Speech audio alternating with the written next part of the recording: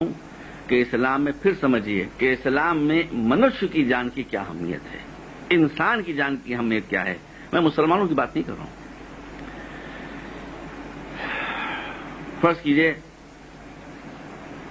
میں لکھنؤ کا رہنے والا اور حج کرنے کے ارادے سے میں گھر سے روانہ ہوا، دوپہر بعد روانہ ہوا تھا۔ میں نے شکرانے کے طور کے اوپر روزہ بھی رکھ لیا تھا۔ اور کیا آپ نے ہمارے یہاں ایک چھوٹی سی ندی بہتی ہے، اس کا نام ہے گومتی۔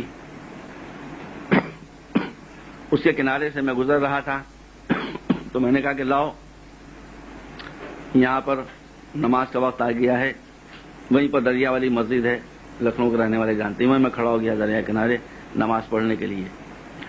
اب دیکھیے، ایک ایک عبادت الگ الگ نہیں ہے، ایک ساتھ تین عبادتیں ہیں، ایک ساتھ تین عبادتیں ہیں۔ حج کے سفر کے لیے میں روانہ ہو چکا ہوں، میں روزے سے بھی ہوں اور میں نے نماز بھی شروع کر دی ہے۔ تین عبادتیں ایک ساتھ ہیں، حج بھی ہے، روزہ بھی ہے، نماز بھی ہے۔ اگر میں گومتی ندی میں غوطہ لگاؤں گا تو حج کا ٹکٹ بھی چوپٹ ہو جائے گا، پاسپورٹ بھی خراب ہو جائے گا، اور غوطہ لگانے سے، ڈبکی لگانے سے روزہ بھی ٹوٹ جاتا ہے، روزہ بھی ٹوٹ جائے گا۔ میں نماز پڑھ رہا تھا، میں روزے سے تھا، حج کا ٹکٹ میری جیب میں تھا۔ دیکھیے، تین عبادتیں ایک ساتھ ہیں کہ ندی کے اندر سے کسی ڈوبتے ہوئے آدمی کی آواز آئی، ہائے رام مجھے بچاؤ، ہائے رام بچاؤ۔ اب جو کہہ رہا ہے ہائے رام مجھے بچاؤ، تو ہائے رام خود ہی بتا رہا ہے کہ وہ ڈوبنے والا مسلمان نہیں ہے۔ ہائے رام کا نعرہ خود بتا رہا ہے کہ ڈوبنے والا مسلمان نہیں ہے۔ تو اگر میں نماز پڑھ رہا ہوں، اگر میں روزہ رکھ رہا ہوں، اگر میں حج کے سفر پر جا رہا ہوں، مگر میں اسلام کو جانتا نہیں ہوں، تو میں کہوں گا اچھا ہے، ایک کافر ڈوب رہا ہے، اسے ڈوبنے دو۔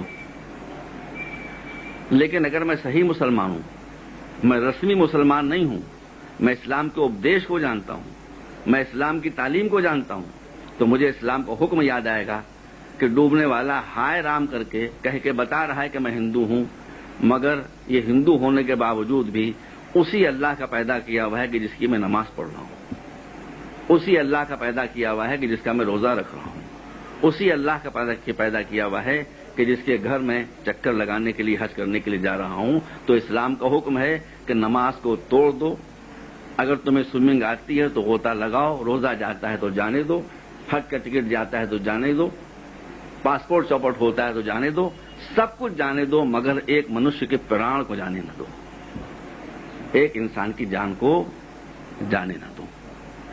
تو میں اپنے ہندو بھائیوں کو بتانا چاہتا ہوں کہ جو اسلام ہم کو یہ حکم دے کہ نماز جو کبھی توڑی نہیں جا سکتی، روزہ جو کبھی توڑا نہیں جا سکتا، حج جب سفر شروع ہو جائے اسے چھوڑا نہیں جا سکتا، جب وہ اسلام یہ کہتا ہے کہ ایک ہندو کو بچانے کے لیے، ایک مورتی پوجا کرنے والے کے بچانے کے لیے تم نماز کو بھی توڑ دو، روزوں کو بھی چھوڑ دو، حج کو بھی چھوڑ دو، سب کچھ چھوڑ دو، مگر ایک انسان کی جان کو جانے نہ دو۔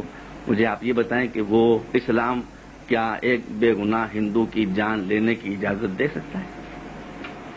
یہ سوال مسلمانوں کے سامنے بھی ہے اور یہ سوال ہمارے ہندو بھائیوں کے سامنے بھی آنا چاہیے۔